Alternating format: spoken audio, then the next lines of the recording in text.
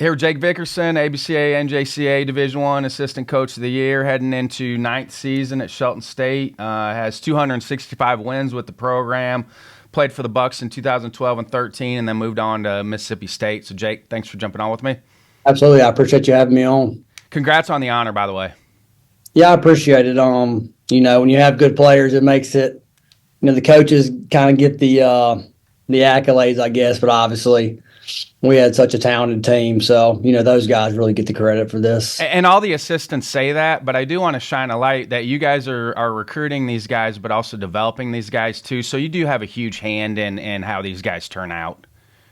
I mean, we do, but you know how it goes. You make a run like that.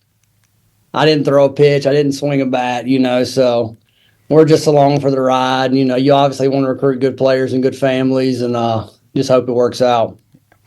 And you are younger. I mean, you've been doing this a while, but I was going to ask you this. Is social media a good thing or bad thing for players now? Tough question. I guess it could be a little bit of both.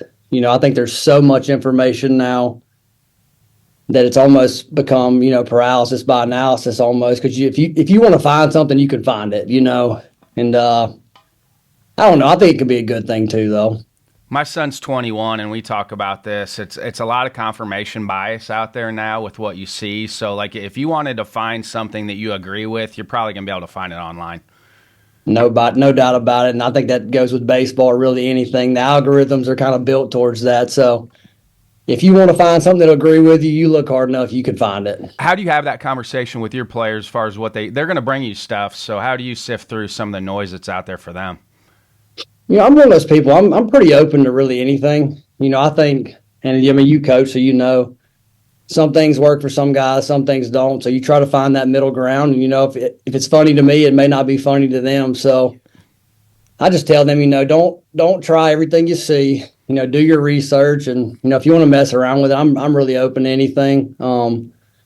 But like you said, there's also a lot of stuff out there that you're kind of, I'm not sure that's going to work for you though. So you just try to shift through it and just try to help them make a good decision. Are there any examples that you've got of things that guys brought you that you're like, there's no chance that works, and then it works for a guy? I can't think of anything in particular. There's a lot of stuff with offense. Though. I mean, how the offense stuff has changed through. I mean, Lord, even since I played, it hadn't been that long, but there's so much stuff.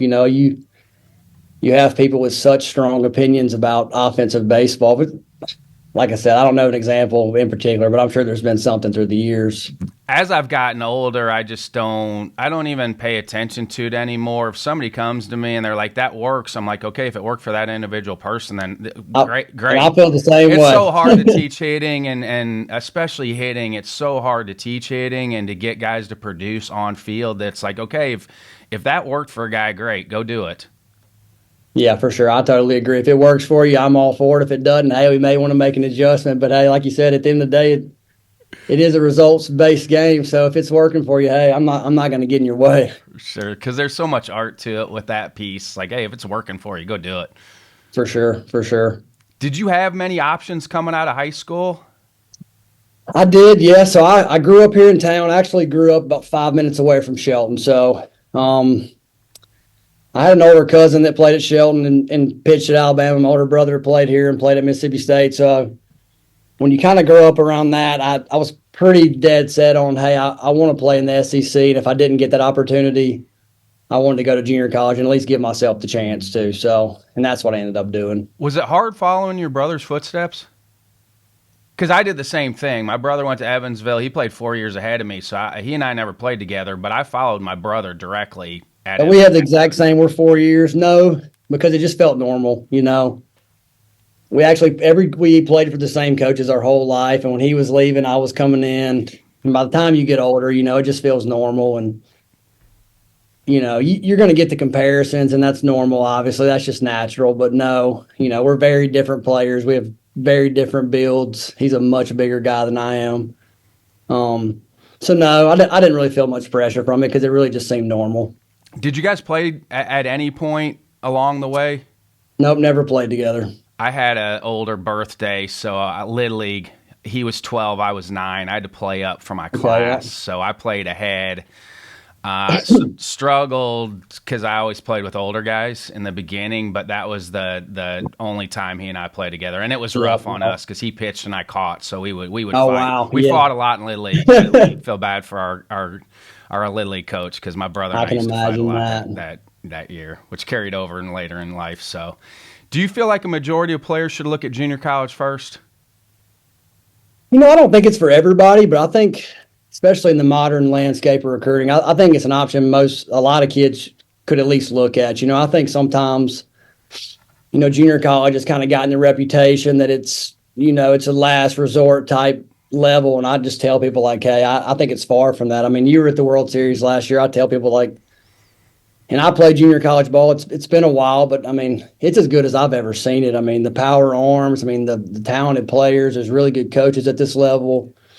I think most high school kids would be surprised at how talented you really have to be to play at an upper level junior college program. I tell kids and parents that all the time. I'm like, just go watch. Like, I know everybody gets enamored with Division I baseball, and that's rightly so, but Absolutely. It's because they've never watched another level of college baseball.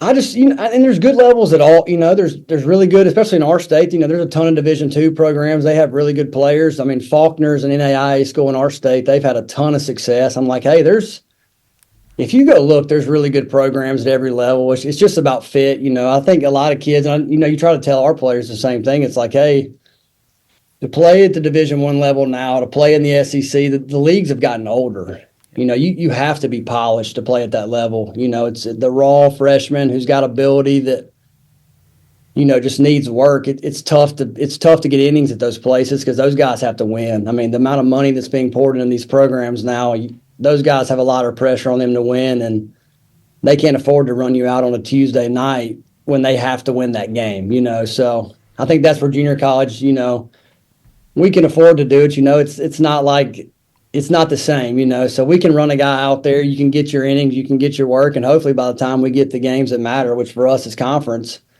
you'll have something figured out. And especially now with the rosters that are going to get trimmed back at some point, it's going to be even harder they're just not going to take a developmental guy. They're just not. When you're talking to the Division I coaches out there, they're being put in a position now with the rosters getting trimmed to 34, 35, or 40. They're just not going to be able to take those kids. And they will tell you that they are still going to take freshmen, but it's going to be a freshman that's at some point probably going to be a really good draft. Yeah, but I think what it's going to end up doing is just funneling players back to the levels they probably should start at, I don't think that's a bad thing. I think it gives kids, especially now with the transfer portal. If you can go anywhere, and if you're good enough, it'll work out for you. So I view the same thing as the draft. I think it should be 20 rounds. It probably should only be 20 rounds for the draft because not everybody should get an opportunity to play professional baseball either. No, I don't disagree. I think that's a better product now too. When you go watch minor league baseball, that's a much better product on the field than it has been in the past. I agree, and it's made college baseball better. I mean, obviously with Alabama being here in town, we watch a lot of SEC baseball. I mean, just really you look at since COVID. I mean, I'm a college baseball fan in general, but if you look at how good the Power Fives have gotten since the draft is shortened, I mean, it's funneling a lot of really good high school talent into the Power Five, and I guess you can call it the Power Four now. Even the mid majors, though. I mean, you look at what the mid majors are good players too. all around, and it's been good for college baseball. Who was on staff at Mississippi State when you got there? So John Cohen was our head coach. Butch Thompson was our associate head coach. Nick Mingione was the recruiting coordinator. Yeah, good staff. My first year we had Jake Wells, who's at La Tech now. Yep. And then Zach Dillon was there my second year, who's now the recruiting coordinator at Baylor. So, yeah, we had an awesome staff. Yeah, Zach and I coached together a couple different times at Iowa. Okay, yeah, I tell people he's of all, I've played for some awesome coaches throughout my career, but he's probably one of the sharper baseball minds. He was a really good hitting guy, and it frustrates you because he can still get in there and hit. So, but yeah, I love Zach. He was awesome to play for. I tell people that too. Like it doesn't work for everybody, but I think you should have to coach in a colder weather climate at some point because you have to figure a lot of things out from a player development standpoint. I like that the guys can stay in the South and don't ever have to deal with it, but those of us that coached in the North, you have to get really creative from a player development standpoint. And I was really happy for him that he got a chance to go to Mississippi State after that. Yeah, I can only imagine coaching in the cold like that where, obviously here we complain about it being 40, but we don't have to worry about snow. You're not having to worry about any of that type stuff. So, but yeah, I can only imagine. What are the differences between Coach Cohn and Coach Sproul? Wow, a lot. I think Coach Sproul's, he's definitely more old school per se. I'd say this about them: they're both very intense in their own way. Both very, like most good coaches, right? Attention to detail matters. They don't miss anything. I think the biggest difference is Cohen's his personality is just different than Coach Sproul's. He's very intense, but he's very straight to the point. I tell people all the time, I don't know that there was a better guy that could prepare you to play than John Cohen did. His practices were very to the point. You didn't waste time, and I think that's probably the case at most places at that level.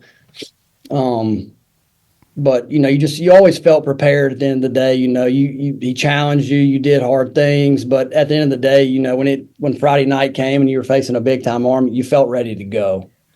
I always felt like he was going to be an athletic director at some point, though. And I know he's associate AD while he was coaching, but you just kind of knew with his attention to detail, and he always saw the bigger picture on things where you just felt like he was going to be a good AD at some point. I think it's a good fit for him.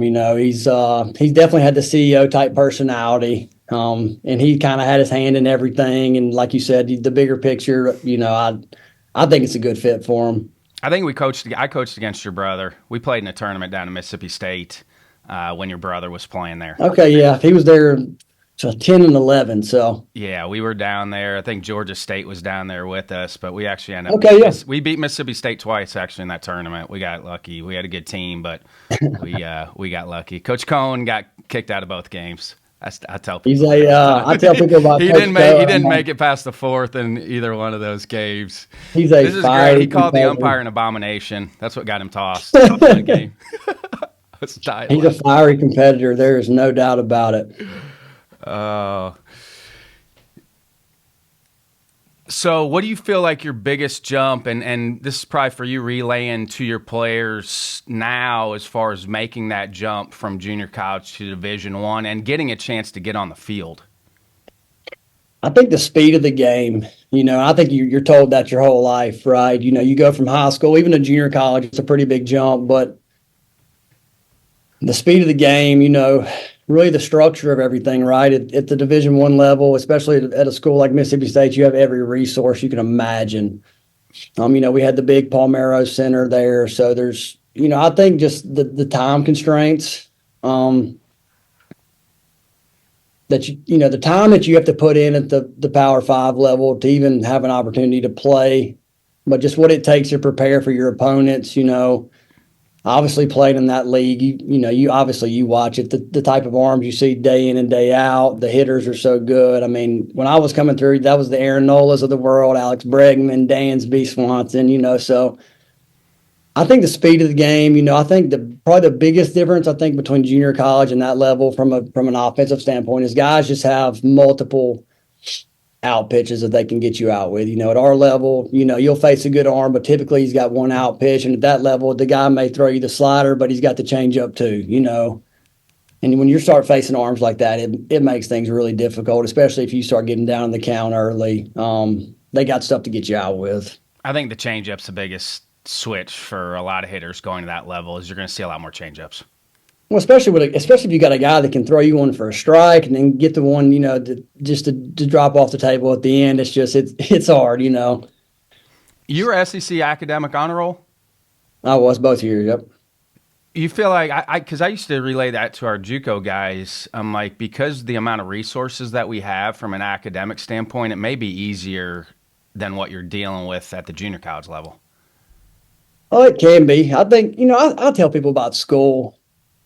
I think if you just put your time in and you care about it, you can make good grades. There's always courses that are going to be tougher for everybody, whether it's a math or a science, or especially once you get into your major courses. Obviously, there's some tougher courses, but like anything, if you put your time in, you can do well in school. It just takes effort. And I used to tell our guys, I'm like, they're going to know if you're an athlete. So this is going to work one of two ways for you, because they are going to know you're an athlete. So if you show up and participate, they're going to help you at the end of the semester. But if you're never there, then they're going to bang you at the end of the semester. no doubt about it. We tell our players that, hey, if you show up to class, you sit in the front row, you pay attention. If you're in a pinch at the end, they're more willing to help you if you're there and you're participating. If you're not showing up, then hey, that's at the end of the day, that's on you.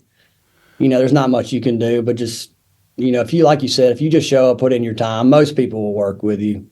Was the goal for you to always go back and coach with Coach Sproul? No, in all honesty, I wasn't sure I wanted to coach. It was something that was always kind of on my mind, but I just knew what it took. I used to pick our coaches' brains there a lot. Just what does a day look like? What does recruiting look like? Because obviously the recruiting coordinator's gone so much. And at that age, I just wasn't sure I was willing to do that, And in all honesty, if it was anybody but Coach Sproul when he called me, I'm not sure I would have done it. But I've always been close with him. I grew up with his youngest son, so I've known him since I was probably 7 or 8 years old. We were always really close as a player, and it just felt like one of those things. Hey, if Coach Sproul wants me to come help him, I feel like I should at least give it a try. And Lord, now I've been here 9 years. So, at what point were you like, "Oh, this is what I should be doing"? Right away. I'm a baseball rat, anyways. That's what I tell people. Me and my brother couldn't be more different. He's not a baseball rat at all. Once he got done playing, he totally moved on. But that's just, I've always been a baseball fan. And once I started doing it, and you get to kind of see this side of it and pour into the kids and just kind of grow with them. When I started coaching, I was 23. I was a kid too. So we're all kind of figuring it out on the fly and just trying to get better. They were with me. We're all kind of doing it together. So I think that's what's made it neat, is when you start so young like that, you don't really know what you're doing. You're just kind of trying to figure it out like everybody else. How long did it take you to kind of figure out the recruiting landscape of things? Shoot, probably. Yeah, I feel like I still am. Really, it's changed so much. I think about recruiting, you just got to go out and do it. I think everybody has an idea of what it looks like, but like anything, you just got to get on the road and do it. Everybody knows what a good player looks like, but for us, you got to find the one that's maybe, hey, he's got tools, but maybe he's a little raw to go play at a better school. So finding what that guy looks like, but obviously it's recruiting, just relationship driven. You gotta make relationships, and that takes time. Especially when you're a kid starting out. Luckily for me, I did have Coach Sproul, right? He's very respected in our industry. He's done it such a long time, and being able to kind of piggyback off his relationships and him just kind of showing me the ropes of like, hey, you can go watch all the games you want, but you better find a way to connect with the players, connect with the coaches, and let them be someone that they can trust at the end of the day, because they want to send players to programs they trust that are going to get them better and that care about the kids. That's how you get players. Would he send you out specifically to see guys in the beginning? We would go together a lot. Obviously with Hoover, they built a new complex in the last few years. So a lot of times I would just go with him, and he's kind of got his rules of things he's looking for. He's like, hey, if you're going to watch a pitcher, like when you get in the car, if you want to say, hey, I want to face that guy in a big situation. He's like, if you don't want to face him, then, hey, that's probably a guy you consider.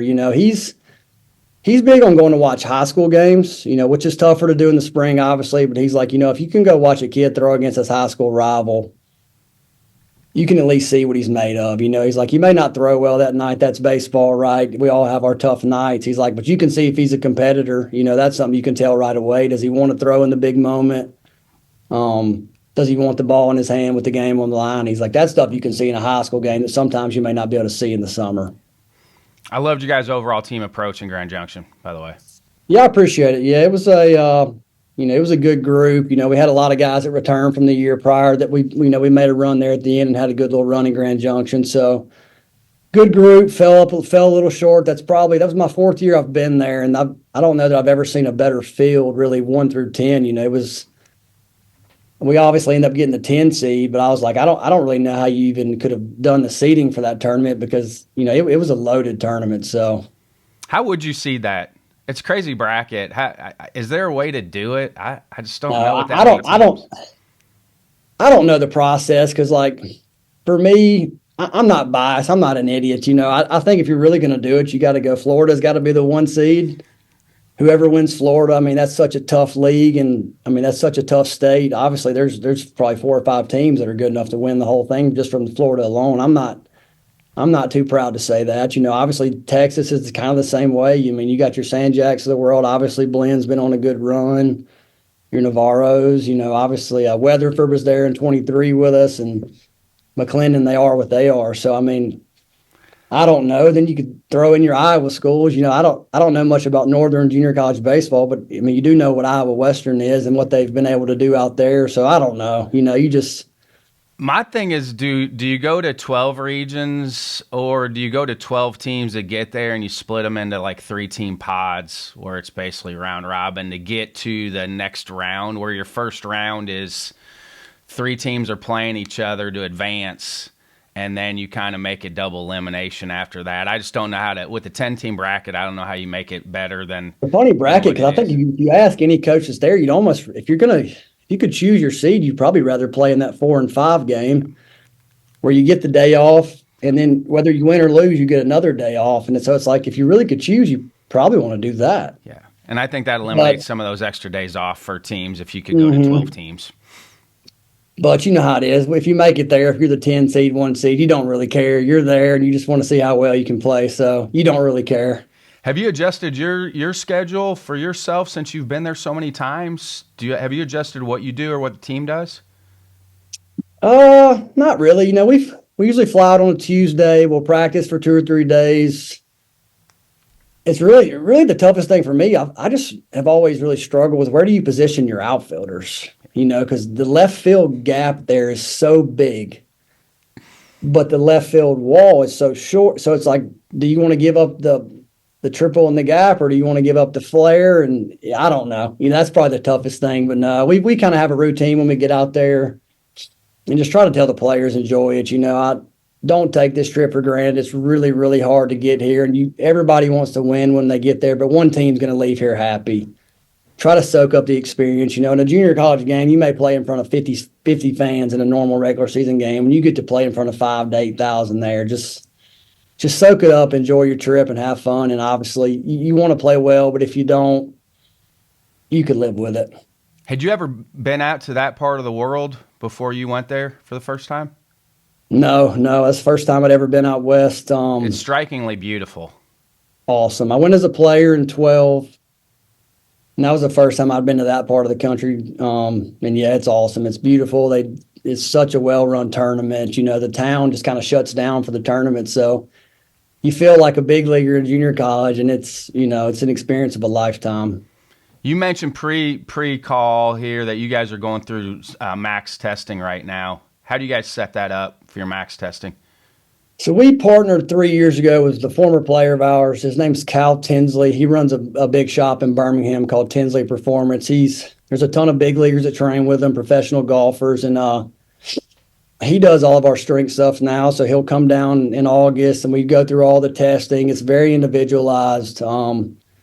We start that in August, and it's just a slow build throughout the semester. And you just try to get to your max right there before Thanksgiving typically. And we've had good results from it. It's very baseball specific, very detailed, and very individualized, which is obviously the best thing. If me and you, our testing's different, we're going to do very different things in the weight room, which is nice. And it's, especially for the players, kids today are more into that than they've ever been, and they know what they're talking about so for us to partner with him and for him to do as well as he does with it, it's been a good partnership. What is 1 rep max, 3 rep max? What is it? With this program, it's just a 1 rep max. So yeah. Seeing how just one time and then they're done? One time and done. Now they'll still do their accessory work during max week, but yeah, it's kind of, the big 3 are the front squat, the reverse lunge, and then your trap bar deadlift. So love it. And this is the best time to do it, because then they get a little bit of a break. Get a little break, and we'll come back after Thanksgiving, and we'll have finals week, and that's really it. And Lord, January 10th will be here before you know it. It'll be time to crank it back up. What are you expecting your position players to get done over the break? the main thing for me is I want them to have their arms in shape and make sure they're sprinting. You know, I tell them, enjoy your Christmas break. You know, a lot of the guys in our area of the country, they want to hunt. Now, that's fine. I'm like, find your 2 to 3 hours, get your lift in, make sure you're sprinting, you know, make sure you're throwing. I think the hardest part when you come back is if your infielders and their arms aren't in shape, you can't do what you need to do when their arms aren't in shape. So I'll give them a plan when they leave. Just try to, obviously, like I tell them, you know, you see more injuries in the first month of the season than you see all year. And it's mostly because guys don't show up in shape. I'm like, I'm not asking you to run miles. I don't need you to do anything like that. Just sprint, do what we've done all fall, and you shouldn't have many problems. But if you don't do that, then you know how it is. You got the hamstring problems. You got the sore, tender arms all the time. And you can't do your team defenses, and it really just sets you back. So everybody focuses on the arms too, but I don't think enough guys focus on the legs anymore. Because that's just for as me, big a deal. You're on your feet no doubt. forever. You're going to be expected to sprint. You have a bunch of times where you might sprint twice in a game. You know, I think that part it gets lost in the shuffle a little bit at times with the players, is trying to reemphasize like the sprinting's just as important as the throwing piece too. Well, you know how hamstrings are. If you pull a hamstring, I mean, you're fighting it the rest of the year. I mean, it never really seems to heal. So if you tell them, like, hey, if you can understand that showing up with your legs and running shape, like you said, it's not like we're out here doing crazy conditioning when you get back. We don't do anything like that. It's really just you want to be able to base run full speed. Well, if you're not ready to do that, then, you know, we don't have the 3 weeks to get ready to play a game. You know, that makes things difficult for everybody. So. And you guys have a quick turnaround to get ready too when they get back. Less than a month, yeah. I mean, I think really junior college, you can start playing the last weekend of January. Now, we don't start that early, but you know, a lot of teams do, which is really 2.5 weeks. There's some benefit to that too. You don't need as many arms, but you have to make sure you guys are ready.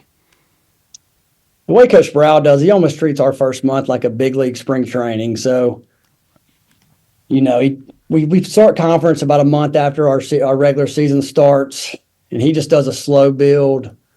You know, and each week the pitch count goes up. So we use a ton of arms the first month, and it probably costs you some games in between. But you want to get them ready for conference games because obviously for us that's what counts. And you want to make sure they're healthy at the end of the year too. You know, that's just always been the way he's done it here, and he wants to slow build it because, like you said, you can send a pitcher home with a plan. But if it doesn't work out that way and they show up and you rush them, well, they're not going to help you. They're going to be hurt all year. With the transfer portal being as big as it is now, do you guys take many guys at the break? We take guys at the break, but it has to be a very specific need. You know, could be a shortstop one year. You know, a couple of years ago we picked up a couple of hitters that we knew we probably needed to do. But we're not the program that's going to bring in 5 or 6 guys at Christmas. You know, we'd still like to build it from the fall. You know, very specific needs at the break. Because it's a tough adjustment for those guys to come in at the semester.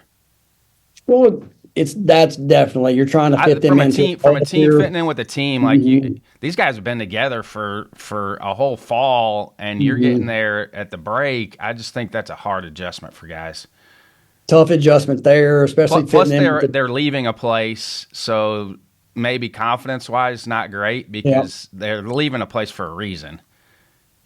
Leaving for a reason, and then you go back to just like if you bring in a sophomore, you know, Coach Brow's theory has always been if you're bringing a sophomore, they have to play, you know, because obviously they have one semester. You're basically just renting them.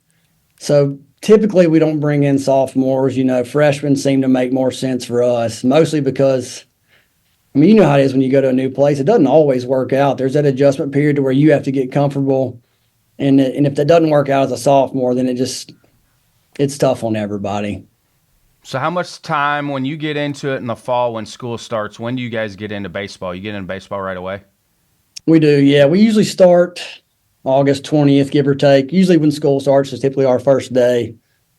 First week we go pretty slow, just trying to get guys acclimated, let everybody get to know each other a little bit. But then we can go really all the way to November 15th.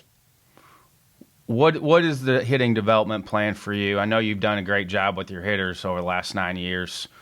What is kind of the hitting development plan that you use? You try to do it in 3 buckets. When you first start, you tell all your young guys, hey, I'm not going to say much to you. I really just want to evaluate. You need to get comfortable. We haven't seen a ton of you yet. Like, I kind of want the game to be the test. We do a ton of early work. We'll set up all that and just try to get you game ready. And we typically start playing games around Labor Day. So Labor Day to, let's call it mid-October, is when you're going to play your dates typically.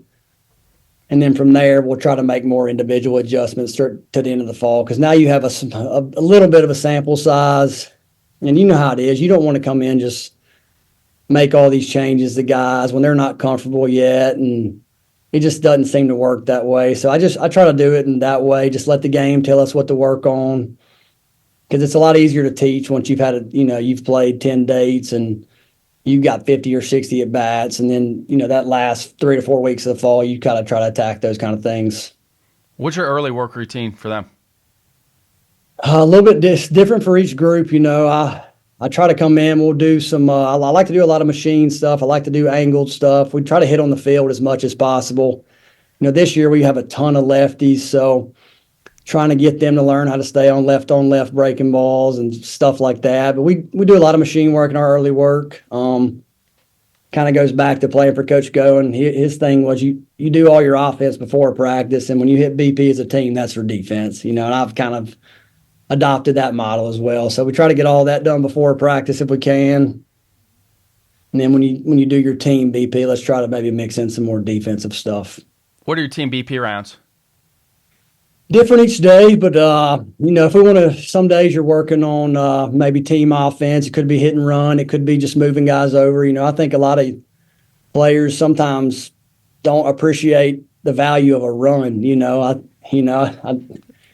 I know hitting the ground ball to second base or shortstop with a runner on third and the infield back's not sexy, but it is a run. And I'm like, if you can teach them the value of a run. So we do a lot of that type stuff. It really just depends on the day. There's a lot of different ways you could do it, but really just try to beat the middle of the field in their head, because we play in a bigger park. So if you got a guy that wants to get uphill all the time, it's just really tough in our park. Coach Brow's a pitching guy. I think he'd back the fence up if he could. So just try to keep the ball low and try to keep it in the gaps, and we just do a ton of that. What are some left-on-left tips? I think you really just got to think about driving the ball to left center. That doesn't necessarily mean you're trying to fillet the ball inside out, but it's going to keep your front side on the ball. That's going to allow you to stay on the breaking ball. I think that's obviously what gives left-on-left guys problems, is they want to cheat that front side. I grew up, my dad's left-handed, so I've faced more left-handed BP than probably anybody. You know how it is with a dad like that. So I think if you can think about keeping your front side on the ball as long as possible, I think if you never told kids that left on left was an issue, they wouldn't even know it. So we try not to talk about it a ton, but you do know that at some point you're going to run into that guy that's going to give your team problems. So you want to be able to try to get ahead of it if you can. We had a good conversation last weekend in D.C. about that, and if the scouting report or what we saw out of a left-handed, if their breaking ball wasn't very good, I always left the lefties in. I think it's the way to go. A lot of times you see right-handers struggle with that big, slow breaking ball. They get out front. They get around it a lot. And I'm not sure for a lefty it doesn't make more sense just to sit on that breaking ball, because if they throw the big looper, that's the one you can really drive. Yeah, we talked more about shifting their eyes out over the plate a little bit more at times to make sure pitches looked good.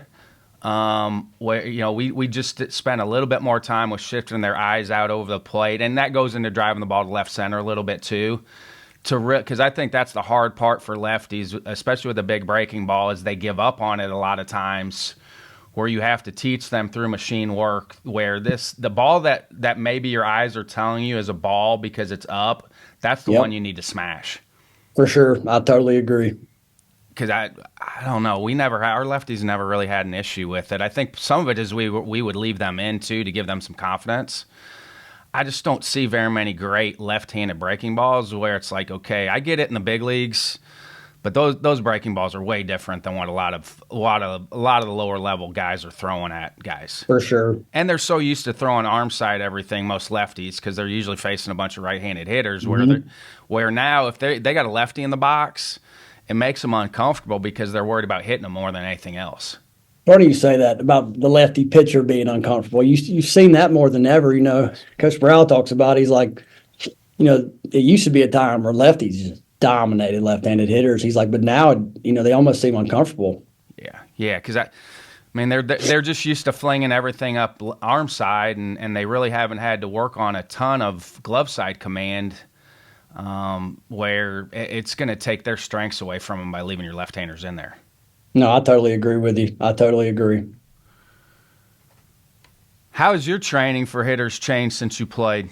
You were around some really good hitting guys, so I'm sure you picked up a ton along the way playing. In all honesty, I do kind of a mixed bag of what I've kind of learned from all those guys. Just kind of take the things you like, take some, maybe throw out some things you don't, or some things that we don't have the resources to do. And really, I do a lot of the same stuff. Like I told you about Zach Dillon, we did a ton of drills with him that I still do today. Coach Cohen, I didn't know it at the time. When I became a coach, you start trying to listen to other coaches talk, and you listen to different styles, and you hear people talk about external goals. Coach Cohen's really known as a really good hitting guy, and people ask me all the time about him. I'm like, it's weird. I didn't know at the time that's what he was doing. All he did was set an external goal, and every drill we did was to match it, and there was a point system to everything we did. And ironically, the point system's always, hey, if you hit a line drive in the middle of the field, you're going to get the highest level of point. That's all he was doing, was teaching that. We just didn't talk about mechanics, It wasn't like he was talking about all these things. He really was just like, hey, that's the goal. You figure out how to do it. And but he also had a ton of drills too. Like I had Coach Cohen's drill. And I think if you have that many drills in your bag, I think it takes care of a lot of the mechanical stuff because there's so many different drills.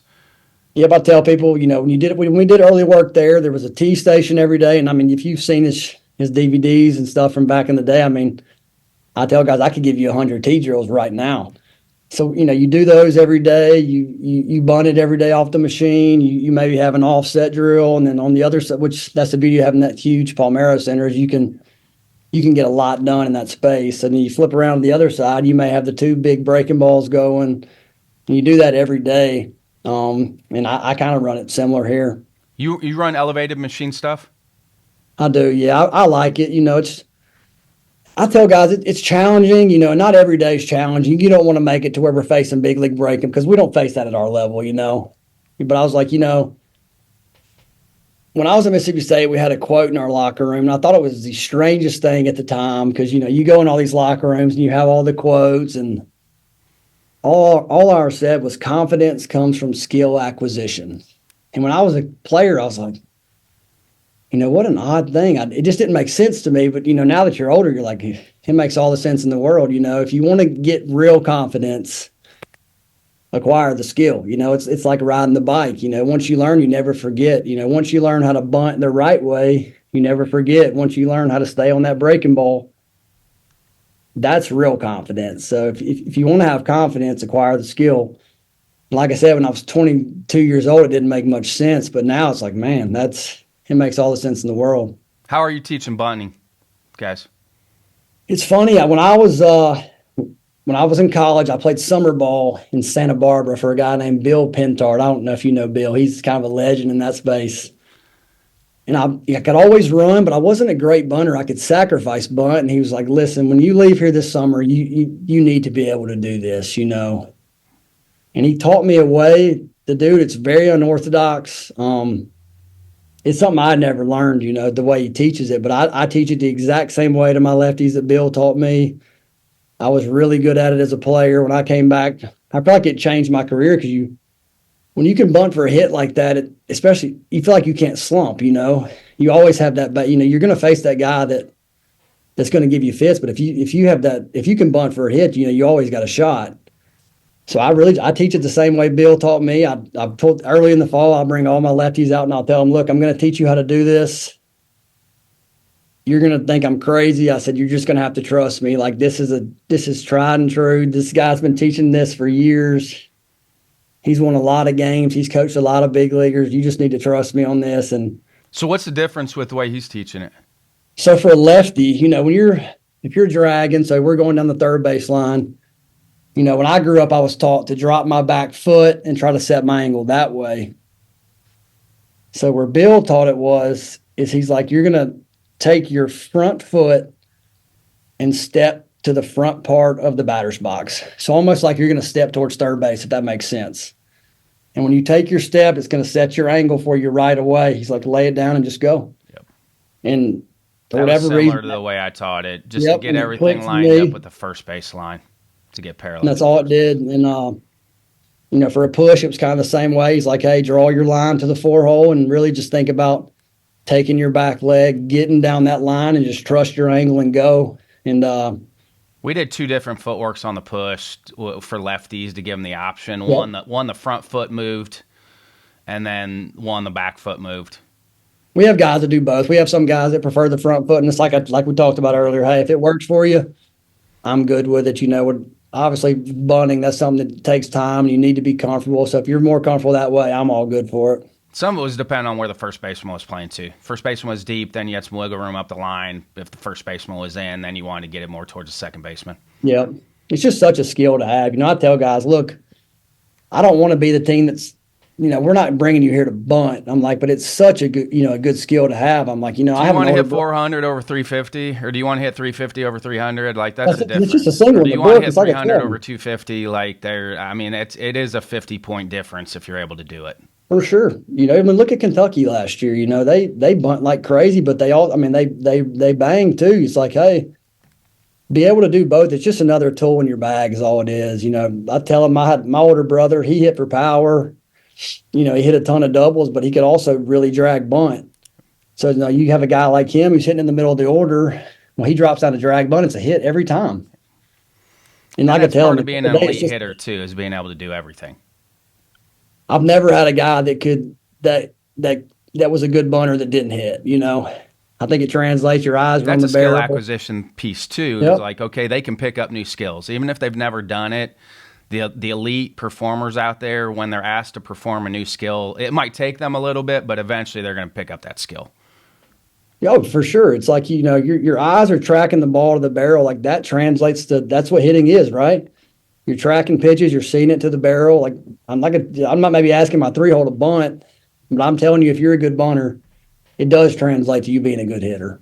Yeah, we ran a youth camp in D.C. last weekend, and there were so many kids that had never bunted, and I have a pretty tried-and-true bunt progression. It starts with top hand catch only, then top hand only with the barrel, and then two-hand, and by the end of that 12 minutes, they're all able to have a little bit of feel for it. But I told them the same thing. I'm like, this is more about you tracking pitches in than it is about bunting at this point. Yeah, and I think it allows with the young kids too, with softer baseballs or tennis balls or wiffle balls, they get over a little bit of the fear of the baseball too by doing that. I think it creates some confidence in some young little hitters with not being as scared of getting hit with the pitch. No, yeah, I think that's a great idea. What do you attribute the power jump numbers in hitting right now? It's across all levels of college. I think the bats are a little hotter, and I think the balls are hot too. Like I said, we have a big park here, and we've hit more home runs in the last few years than we ever have. And I can't prove that the bats are hotter, that the balls are hotter, but the scores don't lie. You see, you're told that pitching's better than it's ever been. I do think pitcher stuff is better than it's ever been, but the offensive numbers are crazy. And I don't know. I think it's the balls, honestly. I like where it's at though. I don't think we need to tinker around with it with anything right now. You were coming ahead of the BB Core era, but that was the worst thing that ever happened to college baseball when they went to those bats. Oh, it was terrible. That was my brother's senior year. That was the first year of BB Core, and they were horrible. My freshman year of college was the second year of BB Core, and I tell our guys now, you guys have no idea what you're getting to swing now compared to what they were. And they were so dead. There weren't a ton of models. You kind of just got what they gave you. And it was a lead pipe. You're better off pulling out the bats we used in the 70s and the 80s, honestly, than those bats. I think a good wooden bat would have been much better. I tried to get our coach at Iowa to let us. We had a contract with the Louisville Slugger, and he was like, "You're crazy." I'm like, The first time we used those bats was before our first game in the spring. We didn't get to use them all fall because they were late getting them to us. Yep. And They were the looks. they It were ruined some of our hitters that year. Like they couldn't get a ball out of the infield during batting practice. And we got about 2 weeks in. I said, "Hey, can we start using wood? Because these guys rake in summer." He was like, "We can." I'm like, "I think we should because it's going to cost us a bunch of games." Yeah, it was crazy how dead they were. You couldn't feel the sweet spot. It was such a big that was the change. thing for me is like you couldn't even feel if you got the ball in the sweet spot or not. You couldn't even feel it. No, yeah. I mean, I remember at the time Alabama was using Nike bats. And it was like, in the next year, Nike didn't even make a bat anymore after that year. And it was like, and obviously with us being here, they're giving Shelton some of those old bats. And I'm like, we do not want to use these. How are you developing team defense? You guys led NJCAA in double plays last year. You had 54. So how are you helping with team defense? We break it down early in the fall and go real slow. So we had the last 2 years, we had Wes Helms, who, 12-year big leaguer. His son played for us, was a really good player for us. And Wes helped us coach. And we kind of did this progression where you start it in the fall, you roll it, you do it slow. And until you can do it right that way, we'll slowly back it up. And then, we've had a lot of success with it. We do a ton of defense. That's kind of how our program is built. We're going to pitch and we're going to play elite defense. And I think just playing balls live, I don't know if we do anything crazy because we probably don't do anything that anybody else doesn't do, but there is an emphasis on playing balls live in BP. If you were to come watch us take BP any day, guys are diving, they're throwing balls across the infield every day. And I just think there's nothing like getting a ball that's live. You don't know it's coming to you. A fungo, it's coming.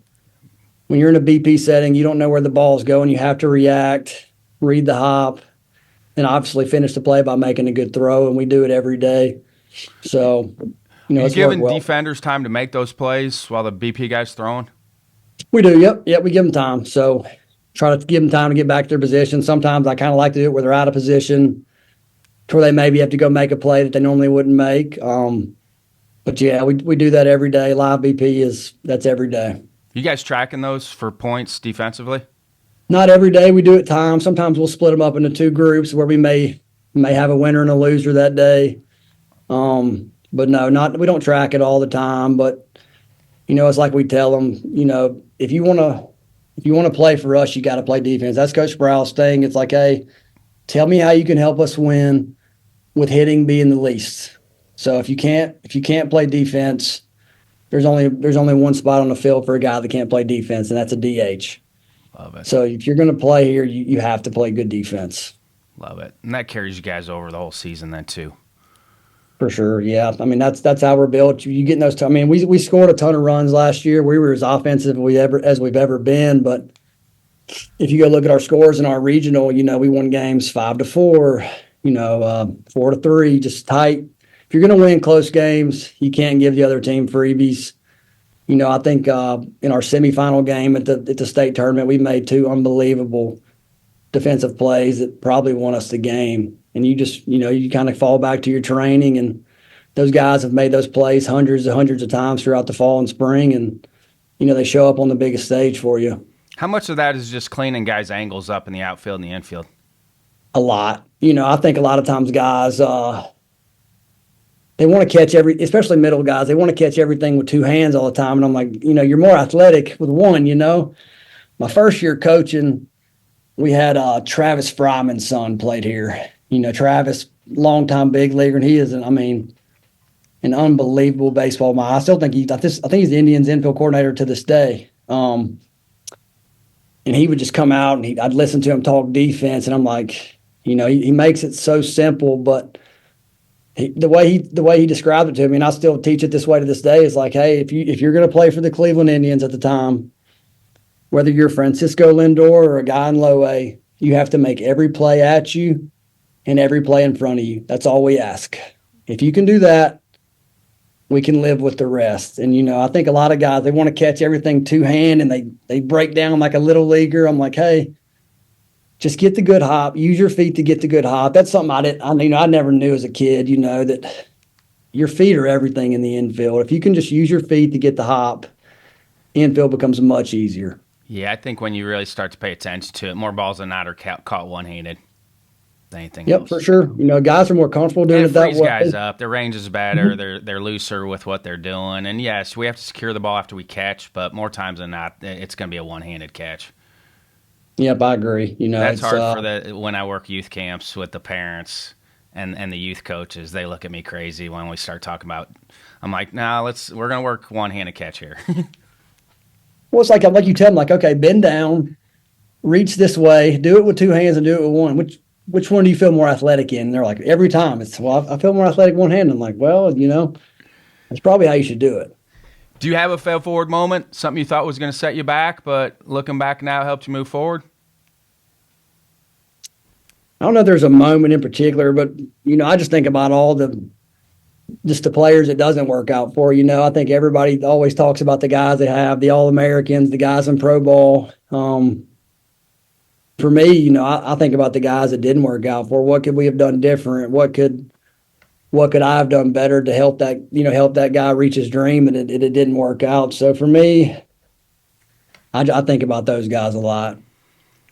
But that also makes you a better coach too, because that gives you some self-reflection. Because I think we all coach guys along the way that we felt like we're going to be surefire, everyday players, really successful, and it just, for whatever reason, it didn't work out for them. And I think that gives you a chance to reflect as a coach too about maybe what I can improve to help the next, because you're going to get another one of those kids along the way. You coach long enough, you're going to get plenty of those kids that, okay, this maybe didn't work for this kid, but okay, that's an adjustment. If I get the same type of kid here going forward, allows you to maybe self-reflect and get an adjustment going forward for the next group of guys. I think you got to hold yourself accountable too. You ask your players to hold themselves accountable. Well, hey, at the end of the day, they're a product of you. I mean, you set the environment, you control the practice plan, you control their training environment every day. So like if a player's failing, ultimately a lot of times it is on us, and you got to have some humility to look at it that way. And I don't think it's always easy to look at it that way. I think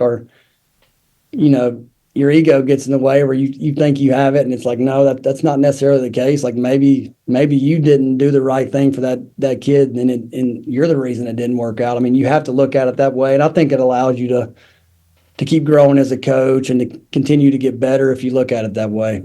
And also look up 5 to 10 years from now and see what they're doing in the real world. For sure, because baseball's hard. Like, it's not always going to work out for every kid, but if that kid's successful in whatever they're doing in life 5, 10 years down the road, then maybe you treat him like he was supposed to be treated. I tell our guys, if I could give you one piece of advice, I'm like, look, I failed. I've done it, fellas. Like, you have such a small window of your life to do what you're doing now. Like, I know at the time, fall practice, it's a grind. It seems like you're going to do this forever. Fellas, it's so small. Soak it in. Be able, when you get to the end of your career, whether you're a big leaguer, whether you don't make it out of junior college, whatever the case may be able to look yourself in the mirror and say, hey, I gave myself every possible chance to reach my full potential. And if you did that, you can live with it. You can move on. But what you don't want to be is that guy at the bar at age 35 who's telling everybody how good he could have been, but you didn't make your grades. You couldn't stay out of trouble, whatever that case may be. You weren't focused enough. Like, just be able to do everything you can to reach your full potential, and you can live with the results. I think those are the youth coaches that make everybody miserable, the ones that were disgruntled with their playing career. No doubt. Our guys ask me all the time. I'm like, fellas, I wasn't anything special as a player. That's why I'm coaching here. I'm like, now, did I play with some awesome players? Yes. Did I play for big time coaches? Absolutely. And I have some awesome experiences that I can share with you. But hey, I'm not the guy that's telling you I don't have that many good stories. So, well, kids now too, they just want to know what you're going to do for them now as much. Like, that's a big piece of it. It can be very transactional, it seems like at times, but I think that's one of the cool things about junior college, I think, and I think most junior college coaches would tell you this, is like, hey, we've had guys drafted out here, we've had big leaguers, we have some really high-end players this year, but you all feel the same out here, it's everybody's grinding, everybody's trying to get to the next level. you're all sharing that common bond with each other that, that you have the term now, the JUCO bandit, right? And it's like, that's what makes it neat. Everybody's kind of pulled in the same direction. It just doesn't feel like there's as many egos at this level with the players. And they all I loved kind my of junior college guys. enjoy it. I loved them. There wasn't as much entitlement. They worked hard. They went to class. I loved my junior college guys I coached over the years. That's what I tell our guys. I'm like, hey, if a 4-year school is recruiting a junior college guy, like, this is what they want you to be. They want you to be hard-nosed. They want you to be blue collar. They want the dirt bag. Like, that's what a junior college player is supposed to be. That doesn't mean there's not some extremely high-end players, because there are. But I'm like, if you're going to be a plug-and-play guy let's call it Alabama, like, they want the JUCO guy to be gritty. Like, that's what you need to be. There's no such thing as JUCO prima donnas at that level. No one wants a junior college prima donna. Like, you were in junior college for a reason. Just go be that guy. Like, if you want it to work out at that level, be a dirtbag. How long did it take you to get comfortable coaching third base? I've done it since the first game I coached there. So, oh, that's awesome.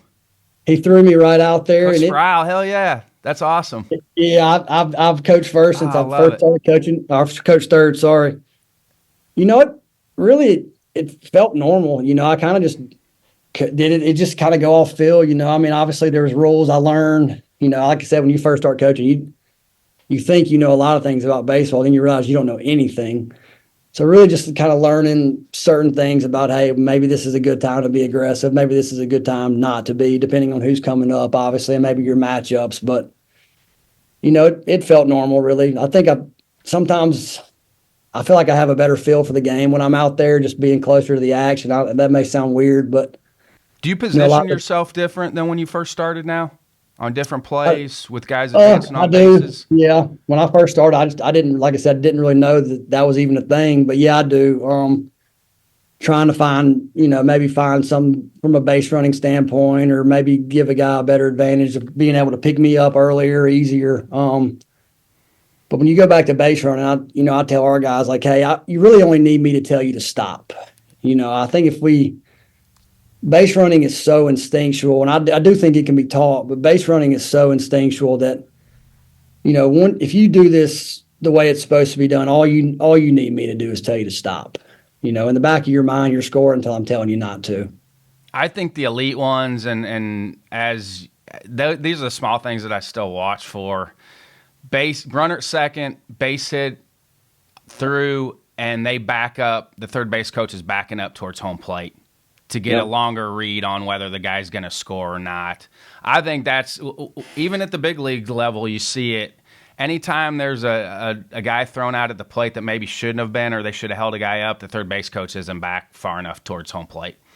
Yep, I get down in there pretty good. Sometimes it's probably a little too far, but not. I want to know, because I don't want to come back in that dugout and Coach Brown get me. So, but yeah, I agree with you there. That was trial and error for me. I got a guy blown up in the Cape League because I didn't back up enough. I tried to send a guy too soon, and God bless Coach Trundy. When I got in the dugout, he was like, hey, you got to start backing up towards home plate, because he goes, you need a longer look on that. But yeah, I got a guy blown up at home. And that's something like when when I first started, that's something that wouldn't even have crossed my mind, Yes. like, hey, there's not you never really got a playbook. I think that's what I've probably enjoyed coaching the most about coaching them with Coach Sproul, is like, hey, go out there and figure it out. Like, I'll reel you in if I need to. Like, if I'm going to help you, like, just go screw some stuff up. That's the only way you're going to learn. I can give you a playbook and I can tell you everything to do, but at the end of the day, you got to go figure it out yourself and do it. And he's allowed me to do that. How great is that for you? And that gives you some freedom too, because you can make some mistakes and it's not going to completely crush you. I think that's probably the beauty of working here with him, is we're so close. He's really like a dad to me. So it's almost like he just lets you go out there and he's like, hey, I'm going to let you run the offense. You're not qualified to run the offense, but I'm going to let you run the offense. Hey, you can go recruit. You can coach the defense. Like, hey. And each year he's kind of, allowed me to have more responsibility in different areas. And when you're not scared to fail, I think it gives you a lot of freedom, right? Because at the end of the day, it's not like he's going to just tear me up when I get in there. Like I said, we can have tough conversations. When you have a relationship with somebody like that, he can pull you to the side and say, hey, you probably don't, this is why you don't make that decision, or, hey, That's a let's love maybe thing. not. That's love. For sure, and that's what makes it awesome. We kind of even each other out. I'm probably the more high strung, high energy guy, and he's very laid back, which he's done it so long. There's nothing he hasn't seen. It's been a good relationship for sure. What are some final thoughts before I let you go?